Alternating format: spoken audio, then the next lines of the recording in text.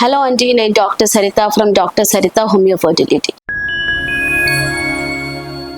మానసిక ఒత్తిళ్లు సంతానలేమికి దారి తీస్తుందా అని చాలా మంది అనుకుంటారు. డెఫినెట్ గా మానసిక ఒత్తిళ్ల సమస్య ఏదైతే ఉందో అది ఒక సంతానలేమికే కాదండి, ఎన్నో రకాల అనారోగ్యానికి అది దారి తీసే అవకాశం అనేది ఉంటుంది. మనం చూస్తూ ఉంటాం, ఎక్కువగా స్ట్రెస్ తీసుకున్న వాళ్ళు కానీ, ఎక్కువగా ఒత్తిళ్లకి గురైన వాళ్ళలో హార్ట్ స్ట్రోక్స్ రావటం కానీ, లేదా ఈ మధ్య కాలంలో షుగర్ ఎక్కువగా కనిపిస్తూ ఉంటుంది, లేదా గ్యాస్ట్రిక్ కంప్లైంట్ లాంటి ఇవన్నీ కూడా ఎక్కువగా వస్తున్నాయి. ఇవన్నీ కూడా ఎందుకు? ఈ లైఫ్ స్టైల్ విధానంలో ఏదైతే స్ట్రెస్ కి గురవుతున్నారో దాని మూలాన ఈ సమస్యలు అనేది వస్తున్నాయి. అలాగే సంతానలేమికి సంబంధించిన కారణాలలో కూడా మానసిక ఒత్తిళ్లకి చాలా ఇంపార్టెంట్ మేజర్ రోల్ అనేది ఉంది. ఎందుకంటే ఈ మానసిక ఒత్తిళ్లకి ఎక్కువగా గురి అయ్యే వాళ్ళలో, ఆడవాళ్ళు కానీ, మగవాళ్లలో కానీ కార్టిజోల్ అనే హార్మోన్ అనేది ఎక్కువగా విడుదలవుతూ ఉంటుంది ఈ ఒత్తిడికి గురవటం వలన. ఈ కార్టిజోల్ హార్మోన్ యొక్క ప్రభావము వాళ్ళలో మగవాళ్లలో ఉండే కణాల పైన కానీ, ఆడవాళ్లలో విడుదలయ్యే అండాల పైన కానీ దాని యొక్క ప్రభావం ఉండటం వలన హెల్దీనెస్ అనేది తగ్గుతుంది. మగవాళ్లలో స్పర్మ్ క్వాలిటీ తగ్గటం కానీ, ఫీమేల్స్ లో ఎగ్ క్వాలిటీ తగ్గటం వలన అది సంతానలేమికి దారితీస్తుంది. సో మానసిక ఒత్తిడిలో